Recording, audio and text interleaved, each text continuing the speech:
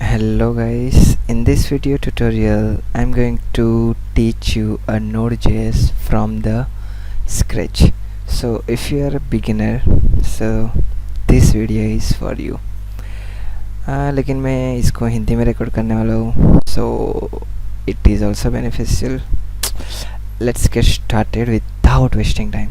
तो पहले Node.js में कोडिंग करने के लिए पहला आपको चाहिए होगा एक एडिटर.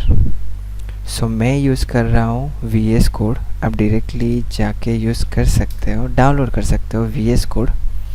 तो ये रहा VS कोड ऐसे, जो कि आपको डिफरेंट प्लेटफॉर्म के लिए भी अवेलेबल है. So one is Windows, Linux, Mac OS. So you can download it from here. And second thing, make sure कि आपने नोड इंस्टॉल किया हुआ है. सो आप क्या करोगे, Node.js लिखोगे, पहली लिंक पे जाओगे और इधर से आप नोड इंस्टॉल करना रहेगा आपको. So to verify whether node is install or not, what you can do is type node-v in your command prompt. Okay, so here is node version. So in my case it is showing the 14 node version and latest one is 16. So you go for the 16 one. Okay, the latest one. अगर आपने ये दोनों install कर लिया है तो let's get started. अभी आपको क्या करना रहेगा, पहली बात, जब भी नोड के साथ वर्क करोगे तो हमें कुछ पैकेजेस इंस्टॉल करना पड़ता है विच इज़ कॉल्ड npm. तो जब भी पैकेज की बात आती है और npm की बात आती है तो हमें क्या चाहिए होता है, पैकेज मैनेजर. करेक्ट, एक पैकेज को हैंडल करने के लिए हमें एक फ़ाइल तो चाहिए. तो आप क्या करोगे, विजुअल स्टूडियो ओपन कर लो, उसमें न्यू टर्मिनल ओपन करो, उसमें पहला कमांड फायर करो init, सॉरी npm init. अभी npm init जैसे ही फायर करोगे वो आपको पूछेगा कि पैकेज का नेम क्या रखना है. तो मैं बोलूँगा कि नोड टेस्ट रख दो भाई, वर्जन तो एज इट इज़ रख दो, डिस्क्रिप्शन में कुछ नहीं रखना है. एंट्री पॉइंट मतलब कि आपकी फ़ाइल कौन सी आपको रखना है, तो मैं रख देता हूँ app.js. अभी मैंने बनाया नहीं है लेकिन हम बना लेंगे. तो app.js टेस्ट कमांड हमें कुछ रखना नहीं है, ना तो गिट कीवर्ड. अगर ये आपको फिल करना है तो आप कर सकते हो, अदरवाइज़ आप स्किप कर सकते हो. मैं सारा का सारा स्किप कर रहा हूँ. जस्ट टाइप कर दो और एज यू कैन सी कि पैकेज जेसन करके फाइल एक हमारे पास आ गई है. तो ये रही हमारी पैकेज जेसन. जो भी इंफॉर्मेशन देंगे वो इधर फिलअप होकर आ जाएगी, लेकिन मैंने सारी स्किप की थी क्योंकि मुझे लगा नहीं कि कुछ रिक्वायर्ड है. सो सबसे पहला काम हम क्या करेंगे कि app.js फाइल बना लेंगे. So click on this new file icon, create the app.js file. So let's first check कि वेदर इट इज़ रनिंग और नॉट. तो पहले हम क्या लिखते हैं, हेलो वर्ल्ड. ठीक है, हेलो वर्ल्ड. और रन करने के लिए आपको लिखना होगा नोड और आपकी फ़ाइल का नेम ऐप. तो ये देखो, ये रन हो गया. तो एजेंडा ये था कि हम अपना सर्वर बनाएंगे यूजिंग द Node.js. ओके, तो पहला क्या है कि Node.js में सर्वर बनाने के लिए सबसे जो फेमस है वो है एक्सप्रेस फ्रेमवर्क. हम एक्सप्रेस फ्रेमवर्क का यूज़ करेंगे. वो पहले तो हमें एक्सप्रेस फ्रेमवर्क चाहिए होगा, तो हम इंस्टॉल कर लेंगे npm i और एक्सप्रेस लिख देंगे तो ये इंस्टॉल हो जाएगा. अभी ये एक्सप्रेस इंस्टॉल हो गया तो उसको वेरीफाई कैसे करेंगे, पैकेज जेसन में जाके कि एक्सप्रेस इंस्टॉल हुआ कि नहीं. वैसे तो वो इंस्टॉल हो ही जाता है, लेकिन आई एम शोइंग यू कि under dependency you can found the express is installed. Okay, second thing, जैसे कि मैंने पहले कंसोल लिखा था तो वो क्या करना पड़ता था, आगे का एक जो पैकेज है वो मैं आपको एग्जांपल के थ्रू समझाना चाहता हूँ। पहले मैं लिख लेता हूँ कंसोल लॉग हेलो। परफेक्ट, ठीक है। अगर मुझे इसको रन करना है तो क्या लिखना होगा, नोड ऐप हेलो लिख के आ गया। अगर मैं कुछ हेलो स्टार्ट ऐसा कुछ चेंजेस करता हूँ तो ये चेंजेस रिफ्लेक्ट करने के लिए मुझे क्या करना पड़ेगा, फिर से ये कमांड फायर करना पड़ेगा। Perfect, yes. बट मैं ये नहीं करना चाहता, तो उसके लिए मैं क्या चाहता हूँ कि मैं जैसे ही कंट्रोल एस प्रेस करो मेरे जो भी चेंजेस है वो रिफ्लेक्ट होने लगे। तो उसके लिए एक पैकेज है npm इंस्टॉल, आप भी इंस्टॉल करो, नोड मोन। अभी नोड मोन इंस्टॉल होने के बाद आपको पैकेज जेसन में वो दिखेगा कि नोड मोन इंस्टॉल हुआ है कि नहीं। ये देखो नोड मोन आ गया। ओके, नोड मोन आ गया। उसके बाद आपको क्या करना रहता है कि ये जो पैकेज जेसन है उसमें एक स्क्रिप्ट लिख दो, देव करके। आप कुछ भी नेम दे सकते हो और उसमें आप लिखो नोड मोन, और नोड मोन को हमें बोलना है कि कौन सी फाइल को रन करना है आपको, ठीक है। तो मैं बोल रहा हूँ कि app.js को रन कर दो। app.js को वो रन कर देगा। मैं ये पहले निकाल देता हूँ। अब आपको रन कैसे करना है, क्योंकि मैंने ये स्क्रिप्ट लिखा है तो अब मैं रन कैसे करूँगा, npm run और देव लिख दूँगा।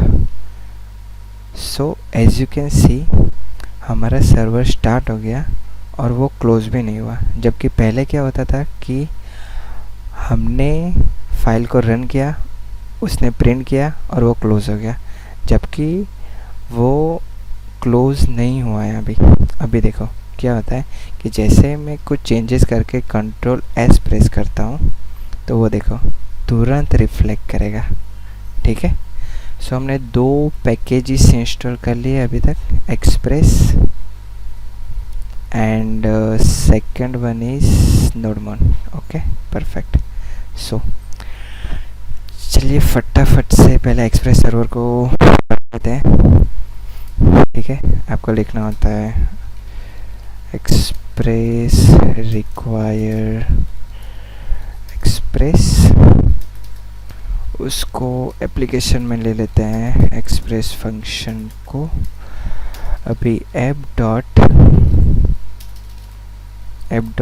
गेट में कर लेता हूँ ब्लैंक रूट में, और इसमें फंक्शन आपको लिखना होता है फंक्शन, और फंक्शन 3 आर्ग्यूमेंट लेगा, रिक्वेस्ट रिस्पॉन्स। वैसे तो एरर भी लेता है लेकिन अभी 2 ही रखते हैं। सो कंसोल लॉग में लिख देता हूँ अभी तो कि रूट इज कॉल। परफेक्ट, ये एक हमने रूट बना लिया।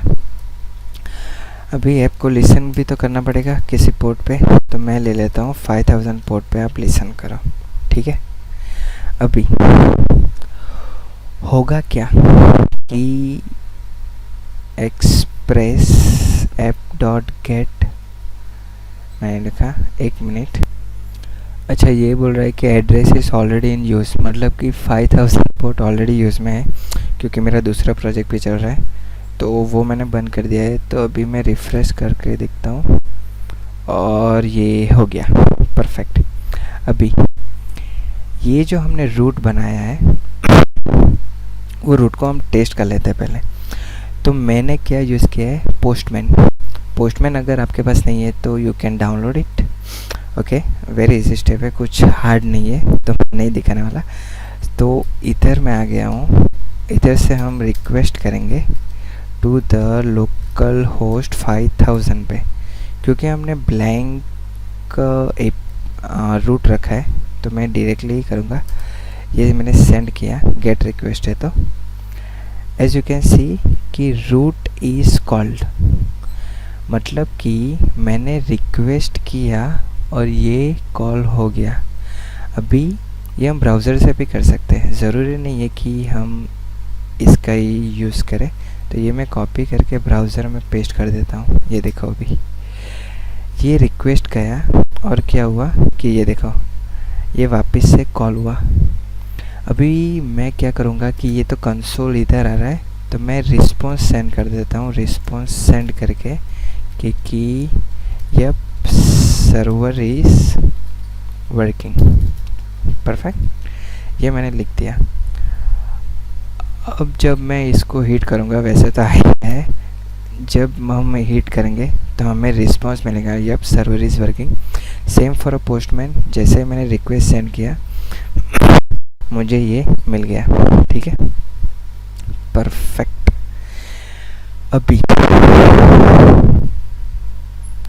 अभी हम नेक्स्ट टॉपिक पे जाएंगे। ये तो था आपने सर्वर क्रिएट कर दिया। अब जितने भी चाहे आप get, post method, put, delete, जितने भी चाहे आप रूट्स बना सकते हो। नाउ नेक्स्ट थिंग वाज, अभी क्या करना होता है कि जितने भी रूट है, अभी तो एक है लेकिन आगे जाके बहुत सारे रूट होंगे, तो हम एक ही फाइल में तो सारे रूट नहीं रखेंगे। ठीक है, तो मैं रूट करके फाइल बना लेता हूँ, root.js।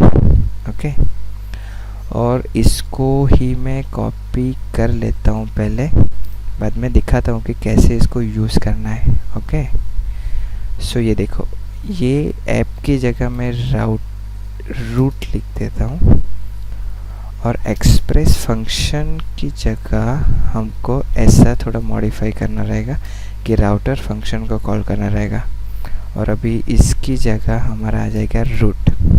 ओके, पहले देख लेते हैं कि ये वर्किंग है कि नहीं। तो ये जो फाइल है उसको आपको एक्सपोर्ट करनी रहेगी पहले। तो कैसे करोगे, मॉड्यूल डॉट एक्सपोर्ट्स इक्वल क्या एक्सपोर्ट करोगे, रूट। तो ये जो रूट है उसको आपने एक्सपोर्ट किया। अभी app.js में से आपने इसको निकाल दिया रूट को, और इस फाइल में हमें पहले रूट को इंक्लूड करना पड़ेगा, मतलब कि रिक्वायर करना पड़ेगा। ठीक है, तो कैसे करोगे, सिंपल है, पाथ दे दो। हमारा रूट फाइल है, पाथ आ गया, और ये जो हमारा एक्सप्रेस ऐप जो है वेरिएबल है, उसको हमें बताना पड़ेगा कि अब जो है आप रूट कहाँ से यूज़ करोगे। तो कि ये रूट जो है वेरिएबल, वहाँ पे हमने फाइल को इंपोर्ट किया है, तो वहाँ से आप यूज़ कर लो। तो अभी जितने भी रूट आएंगे वो इस फाइल में आएंगे। ठीक है, लेकिन पहले चेक कर लेते कि ये वर्किंग है कि नहीं। थोड़ा सा मैसेज चेंज कर देते हैं, या इसमें एक्सक्लेमेशन मार्क लगा देता हूँ ताकि हमें पता चले कि रिफ्लेक्ट हुआ है कि नहीं। तो ये मैंने पहले किया, ये देखो आ गया। सेम थिंग फॉर ब्राउज़र, अगर मैं हिट करता हूँ तो ये आ गया। इट मीन्स कि जो सेपरेट फाइल हमने बनाई थी वो वर्किंग है। Perfect, okay. So next thing, ये जो हमने बनाया था वो ब्लैंक बनाया था। अगर इधर मैं लिख दूँ होम, और इधर मैं मैसेज कर देता हूँ होम इज़ वर्किंग, अभी हमें क्या करना रहेगा कि /home लिखना रहेगा। ये देखो होम इज़ वर्किंग। अभी मैं दोनों जगह पे नहीं दिखाऊंगा, किसी एक ही जगह पे दिखाऊंगा। मैं पोस्टमैन का यूज़ कर रहा हूँ तो मैं पोस्टमैन में दिखाऊंगा। आप सेम थिंग वेरीफाई कर लेना with the using browser. Okay, so ये हो गया, कितने भी आप रूट बना सकते हो। ओके, लेकिन और एक बात, अगर मैंने कुछ ऐसा लिख दिया कि जो रूट अवेलेबल ही नहीं है, तो वो क्या देगा, कांट गेट। तो कांट गेट की जगह आप प्रॉपर मैसेज देना चाहते हो कि अगर कोई रूट मैच नहीं होता है तो आप बोलना चाहते हो कि सॉरी नो रूट फाउंड। तो अभी देखना क्या होता है। अगर मैंने इसको हिट किया तो देखो सॉरी नो रूट फाउंड। अगर मैं ये ब्लैंक कर देता हूँ तो भी कोई रूट मिला नहीं, क्योंकि हमारे पास होम वाला रूट है। अगर होम किया तो होम आ गया, लेकिन अगर कुछ लिख दिया आड़ा टेढ़ा तो वो बोलेगा कि रूट है नहीं।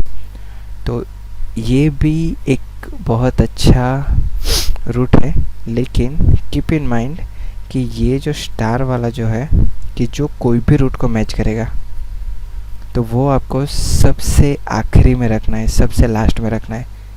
क्योंकि अगर मैं इसको होम के ऊपर रख देता हूँ तो वो क्या करेगा, पहले प्रैक्टिकल देखो ताकि आपको पता चल जाए। अगर मैं होम पे लिखता हूँ तो वो यही मैसेज देगा, सॉरी नो रूट फाउंड। क्यों? क्योंकि एज आई टोल्ड कि ये जो है वो कोई भी रूट मैच करेगा। मतलब कि आपने होम लिखा, उसने मैच कर लिया और उसने रिस्पॉन्स सेंड कर दिया, तो वो नीचे के जितने भी आपके रूट्स होंगे वो मैच करने जाएगा ही नहीं। इसलिए मैंने पहले बोला कि ये जो स्टार वाला जो रूट है उसको आपको सबसे लास्ट में रखना है ताकि कोई रूट मैच ना हो, तभी ये मैसेज फायर हो। ठीक है, नाउ नेक्स्ट टॉपिक पे जाते हैं। नेक्स्ट है हमारा मिडलवेयर। अभी मिडलवेयर होता क्या है पहले तो वो समझो। मिडलवेयर क्या होता है कि जितनी भी रिक्वेस्ट एपीआई रिक्वेस्ट आएगी, ठीक है, मैं पेन से समझाने की कोशिश करता हूँ थोड़ी सी। देखो मिडलवेयर ओके, ये मिडलवेयर है और ये आपका सर्वर है जो हमने एक्सप्रेस सर्वर बनाया हुआ है वो है। तो होता क्या है कि मिडलवेयर मैंने बहुत ऊपर बनाया, ठीक है। जब भी आप ब्राउज़र से कोई भी रिक्वेस्ट करते हो, ठीक है, अभी मान लो फॉर एग्जांपल कि ब्राउज़र से आपने रिक्वेस्ट की कि मुझे डेटा चाहिए, ओके। अभी होता क्या है कि आपने गेट रिक्वेस्ट की डेटा फेच करने के लिए। अभी क्या होगा कि विदाउट मिडलवेयर ये रिक्वेस्ट डायरेक्टली सर्वर के पास जाएगी और वो गेट का जो रूट होगा वो रूट पे जाके जो भी आपने कोडिंग लिखा होगा तो वो फेच की रिक्वेस्ट को एक्सेस करेगा, ठीक है। अभी आप बोलोगे कि मिडलवेयर का तो कुछ काम ही नहीं है इधर। मैं बताता हूँ, ये जो रिक्वेस्ट गई डायरेक्टली सर्वर के पास गई, लेकिन हम चाहते हैं कि रिक्वेस्ट सर्वर के पास, मतलब कि आपका ये जो आपने रूट बनाया है इसमें कुछ अगर आपने कोडिंग लिखा है वो एग्जीक्यूट होने से पहले आप चाहते हो कि रिक्वेस्ट को वेरीफाई करें, इन द सेंस कि अब ब्राउज़र से जैसे ही आप रिक्वेस्ट करोगे तो वो जा रही है मिडलवेयर के पास। मतलब कि जितने भी एपीआई रिक्वेस्ट आएगी वो कहाँ पर जाएगी, पहले जाएगी मिडलवेयर के पास। मिडलवेयर के पास आप पहले चेक करोगे कि वो रिक्वेस्ट एप्रोप्रिएट है कि नहीं। अगर एप्रोप्रिएट आपको लगती है तभी आप उसको सर्वर के पास भेजोगे, मतलब कि पर्टिकुलर रूट के पास भेजोगे एग्जीक्यूट होने के लिए। अदरवाइज़ आप इधर से ही डिक्लाइन कर सकते हो कि नहीं भाई तू आगे नहीं बढ़ सकता। अगर आपने एक्सेस दिया है तभी वो आगे जा सकता है, ठीक है। अभी प्रैक्टिकल करके देखते हैं ताकि आपको ज़्यादा समझ में आए। इधर और एक कॉन्सेप्ट मैं ले लेना चाहूँगा कि ब्राउज़र से जैसे ही आप एपीआई रिक्वेस्ट करोगे तो आपने JWT टोकन सुना होगा। तो आप क्या करोगे कि यूज़र ने रिक्वेस्ट किया, उसने अपने साथ यूज़र ने रिक्वेस्ट किया, मिडलवेयर में आपके पास रिक्वेस्ट आई, वहाँ पे आप चेक करोगे कि भाई यूज़र ने जो रिक्वेस्ट भेजी है उसके साथ JWT टोकन है कि नहीं है। अगर है और वो वेरीफाइड हो जाता है आपके डेटाबेस के साथ, तभी आप उसको सर्वर के पास रिक्वेस्ट एक्सेस करने के लिए भेजोगे। अदरवाइज़ अगर JWT टोकन फेल जा रहा है या फिर प्रॉपर JWT टोकन उसने भेजा नहीं है रिक्वेस्ट के साथ, तो आप इधर से ही उसकी रिक्वेस्ट को डिक्लाइन कर सकते हो. Are you getting my point? Of course you getting. इतना भी हार्ड नहीं है. सो ये कॉन्सेप्ट है. अभी मिडलवेयर को यूज़ कैसे करेंगे वो डायरेक्टली देख लेते हैं. सो मिडलवेयर ग्लोबली ऐड करने के लिए, globally sorry not globally but जितने भी API रिक्वेस्ट आए वो सब में मिडलवेयर यूज़ हो, इसलिए आपको क्या लिखना होता है, app.use, इसमें फंक्शन लिख दो. अभी ये 3 पैरामीटर लेगा, रिक्वेस्ट, रिस्पॉन्स एंड नेक्स्ट. पहले मैं लिख देता हूँ console log middleware is called.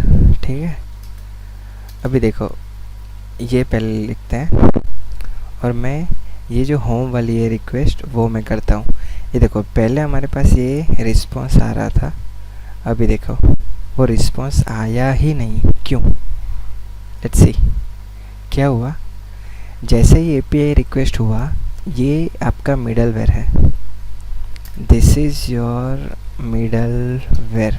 Middleware क्या करेगा, जितनी भी API रिक्वेस्ट आएगी तो वो होम पे पहुंचने से पहले इधर आएगी और वो बताएगा, अगर इधर आपको कुछ भी कोडिंग करना है, चेक करना है कि होम के पास जाए कि ना जाए, वो आप यहीं से डिसाइड कर सकते हो. अभी एज यू कैन सी कि मैंने 3 पैरामीटर लिए हैं. तो request and response already you know. So next क्या करेगा, यहाँ पे आप देख सकते हो कि जैसे मैं रिक्वेस्ट सेंड कर रहा हूँ कुछ रिस्पॉन्स मुझे मिल नहीं रहा.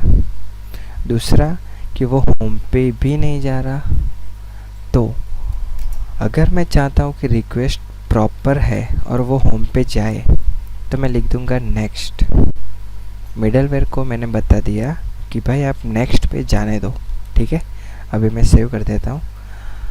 अब अगर मैं रिक्वेस्ट करूँगा तो देखो आ गया, होम इज़ वर्किंग. लेकिन अगर मैं नेक्स्ट नहीं लिखता हूँ तो वो उधर तक जाएगा ही नहीं. ये तो था सारी की सारी रिक्वेस्ट के लिए. इन द सेंस अगर मैं ब्लैंक वाली रिक्वेस्ट करूँगा तो देखना वो भी कॉल होगी.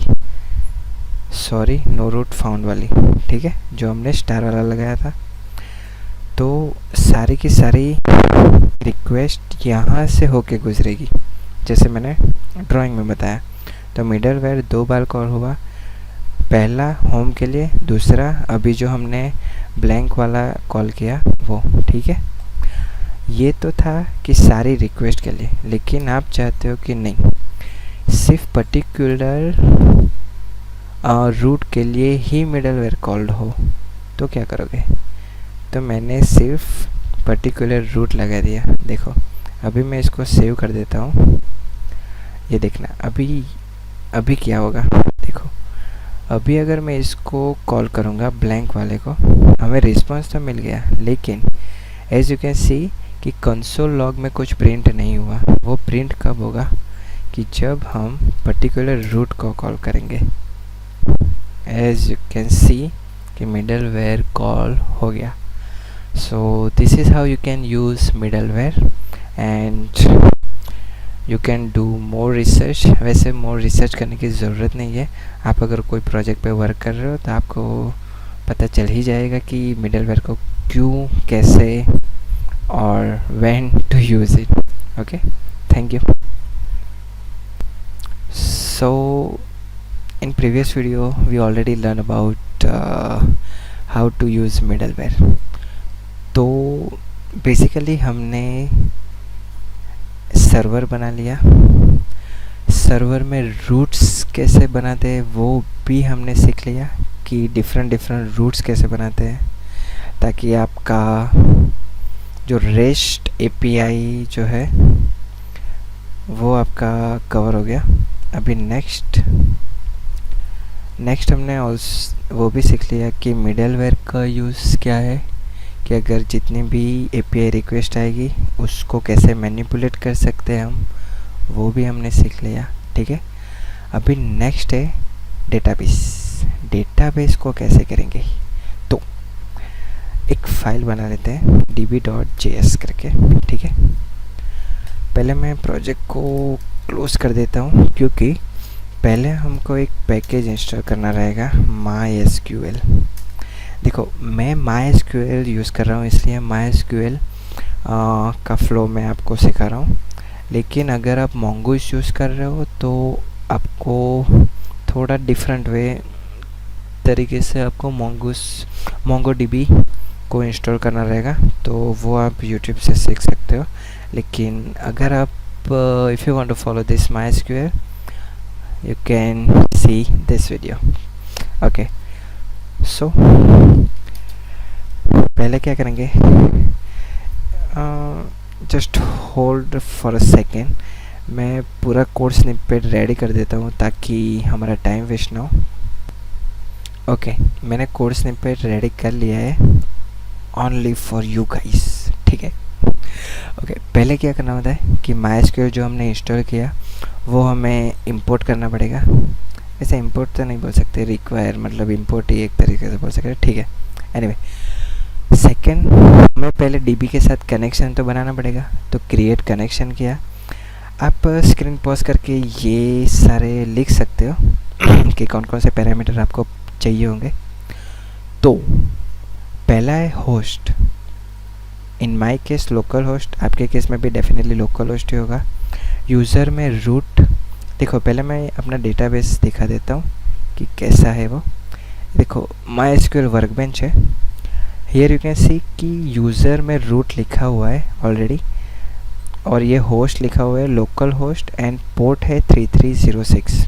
सो बेसिकली जो डेटाबेस होता है वो 3306 पे ही रन होता है, so no need to specify the port. और अगर आपका डिफरेंट पोर्ट पे चल रहा है then you need to specify the port. यहाँ पे आपको पोर्ट स्पेसिफाई करना रहेगा जो भी पोर्ट है। सो नेक्स्ट थिंग वाज कि आपको पासवर्ड मेंशन करो। In my case MySQL root, जब आप MySQL इंस्टॉल कर रहे होंगे तब आपको पासवर्ड पूछा गया होगा, वही पासवर्ड आपको डालना है। डेटाबेस में अभी वाटिका न्यू करके एक डेटाबेस है, जस्ट डेटाबेस का नेम दे दो। उसके बाद उसको ये सारा जो कनेक्शन है उसको वेरिएबल में ले लो, और वेरिएबल के यूज़ करके हम कनेक्ट करेंगे, कि ये सारे पैरामीटर को यूज़ करके हम कनेक्ट करेंगे, ठीक है।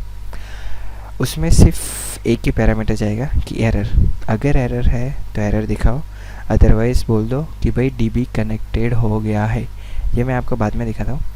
अभी ये फाइल को मैंने एक्सपोर्ट कर लिया है। ये एक्सपोर्ट करने के बाद मुझे app.js में जाके क्या करना रहेगा, इधर मुझे उसको कॉल करना रहेगा, ठीक है, रिक्वायर, और मैं उसका पाथ दे देता हूँ DB करके। ओके, ये हमारा हो गया। अभी प्रोजेक्ट को रन कर देते हैं, npm run dev। As you can see DB connected. अगर कुछ एरर रहेगा तो वो आपको, ये जो हमने एरर प्रिंट करवाया है वहाँ पर एरर आ जाएगा, डिटेल में आ जाएगा। तो अगर कुछ एरर है तो आप गूगल करके उसको शॉर्ट आउट कर देना, ठीक है। ये मेरा DB कनेक्ट हो चुका है। तो मैं पहली जो क्वेरी है वो मैं कौन सी फायर करूँगा, ये कि जो वाटिका वाले डेटाबेस में मेरा एक टेबल है इंक्वायरी इन्फो करके, तो उस इंक्वायरी इन्फो में जो डिटेल है वो मुझे ला के दो। तो सेम थिंग मैंने किया, एक एरर एंड रिस्पॉन्स, दो पैरामीटर पास किया फंक्शन में। ये सिंपल क्वेरी है, क्वेरी जो हम डेटाबेस में फायर करते हैं वही है, कुछ बड़ी बात नहीं है। सो अगर एरर है तो एरर दिखाओ, और रिस्पॉन्स आया है तो रिस्पॉन्स दिखाओ, ठीक है। अभी मैं Ctrl+S जैसे ही करता हूँ तो वो मुझे, अभी मेरे पास दो डेटा अवेलेबल है, तो वो दोनों के दोनों उसने फैच कर लिए लाइक दिस। ओके, सो ये था डेटाबेस कनेक्शन। क्वेरी कैसे फायर करोगे वो था, और इंसर्ट अपडेट डिलीट वो आप अपनी तरह से कर लेना, क्योंकि मैंने एक बार किया था, अभी मैं दिखाने नहीं वाला हूँ। सो बाकी के जो क्रूड ऑपरेशन है वो आप अपनी तरह से देख लेना। Thank you. Hello guys, in previous video we learned about how to connect to DB, or now in this video I'm going to show you that how can you send email using Node.js. Yes, so let's start very quickly. तो पहले मैं क्या करता हूँ कि mail करके एक file बना लेता हूँ, ठीक है। और पहले मैं ये प्रोजेक्ट को बंद कर देता हूँ, और पहले मैंने ये डीपी वाला किया था उसको मैं कमेंट आउट कर देता हूँ, वरना वो बार बार कॉल होता रहेगा, ठीक है।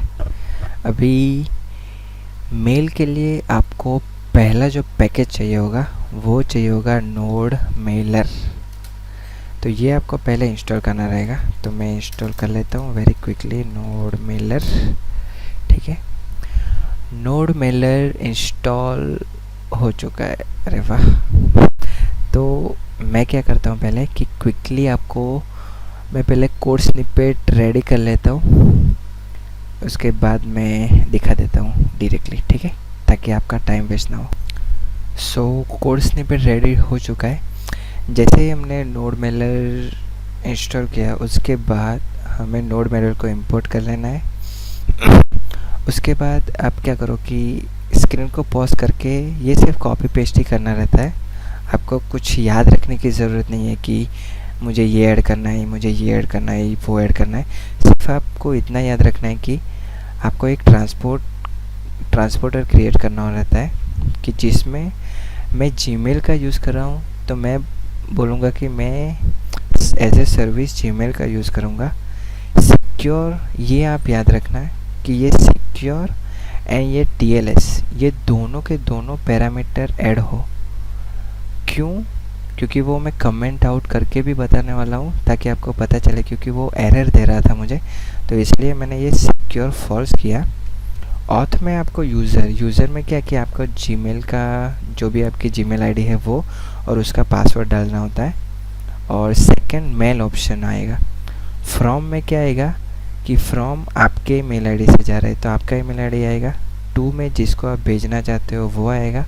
सब्जेक्ट में और टेक्स्ट में जो भी आप लिखना चाहते हो लिख दो। और लास्ट में सेंड मेल करके मेथड आएगी, तो उसमें ये जो आपने मेल ऑप्शन जो बनाया कि जिसको आप भेजना चाहते हो, जिसकी तरफ से भेजना चाहते हो, सब्जेक्ट क्या है, टेक्स्ट क्या है, वो सारा का सारा मेल ऑप्शन जो है वो आपने इसमें पास कर दिया सेंड मेल में। अभी फंक्शन जो है वो दो पैरामीटर लेता है, एरर एंड इन्फो। अगर कोई एरर है तो वो आपको इधर ही दिखा देगा कंसोल में। और नेक्स्ट थिंग कि अगर ईमेल सेंड हो गया जाता है तो वो आपको ईमेल सेंड करके एक कंसोल देगा।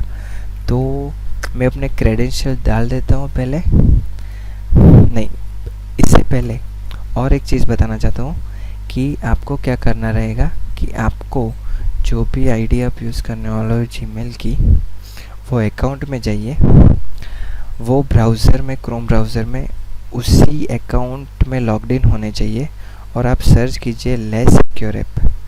लेस सिक्योर ऐप में से आपको ये पहली लिंक मिल जाएगी, उस पर जाइए और आपको क्या करना रहता है कि अलाउ लेस सिक्योर ऐप, अभी जो ऑफ है उसको ऑन करना है, ये टॉगल ऑन करना रहता है आपको, तभी आप मेल सेंड कर पाओगे, अदरवाइज़ वो मेल सेंड नहीं करने देगा। तो ये आपको करना रहेगा। तो नेक्स्ट थिंग क्या करना रहेगा कि मैं पहले अपना आईडी और पासवर्ड डाल देता हूँ, वो मैं आपको नहीं दिखाऊंगा। ओके, सो मैंने अपना आईडी और पासवर्ड डाल दिया है। तो अभी हम प्रोजेक्ट को रन कर देते हैं। ये देखो प्रोजेक्ट रन हो गया है हमारा। और ये जो मेल वाली जो फाइल है ना, उसको हमें मेन फाइल में तो मैंने ऐड ही नहीं किया, तो हम ऐड कर लेते हैं वेरी क्विकली रिक्वायर, और हम उसका पाथ दे देते हैं मेल करके, ठीक है। जैसे मैं सेव करूँगा अब देखना मेल, ये देखो ये मैसेज आ गया कि ईमेल सेंट, और ये तो सिर्फ इंफॉर्मेशन है जो हमने प्रिंट करवाई थी। तो let's quickly go and check कि मेल आया है कि नहीं। Yes, I got the mail, that was easy. तो मुझे मेल आ चुका है and this is how we can use our Gmail to send emails. लेकिन ये सिर्फ लर्निंग पर्पस के लिए है, क्योंकि प्रोडक्शन में ये मेल एड्रेस आप यूज़ नहीं कर सकते, क्योंकि लेस सिक्योर जो है वो मतलब वो that's not a correct way to send the mails, लेकिन लर्निंग पर्पज़ के लिए ठीक है. So thank you so much.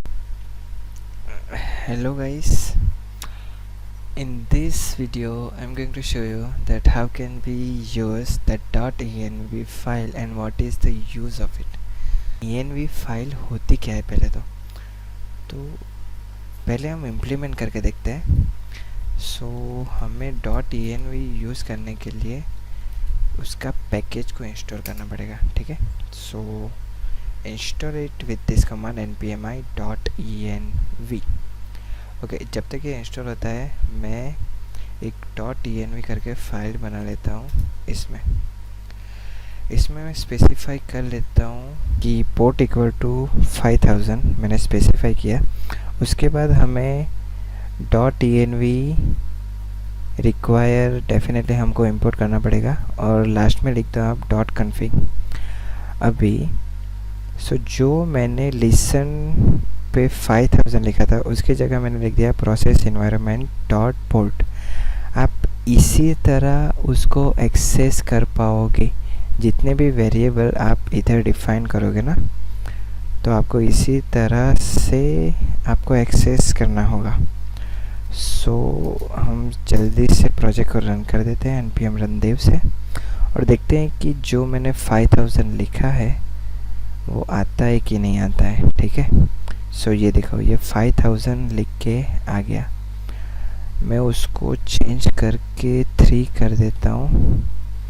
सो ये देखो कि ये जो env फाइल जो है ना, उसके चेंजेस नोडमोन डिटेक्ट नहीं कर पाता, इसलिए हमें प्रोजेक्ट को री रन ही करना रहता है. तो ये रन हो जाएगा और वो रिजल्ट देखा एज ए 3000. सो 3000 हमें मिल चुका है. आप बोलोगे कि ये .env का यूज़ तो किया नहीं है. ऐसा नहीं है, हमने इसको कॉल किया है ना रिक्वायर और .env config को. देखो, अगर मैं इसको कमेंट कर देता हूँ और चेंज होगा तो देखना ये बोल रहा है कि अनडिफाइंड. उसको पता ही नहीं चलेगा कि कहाँ से लेना है. सो हमको उसको इंपोर्ट तो करना ही रहता है. उसको एक्सेस करने के लिए ये मेथड है, मतलब आई मीन टू से कि ये सिंटैक्स है कि प्रोसेस डॉट env और उसमें से लेट्स से कि मैं अपना नेम लिख देता हूँ इधर केयूर. ठीक है.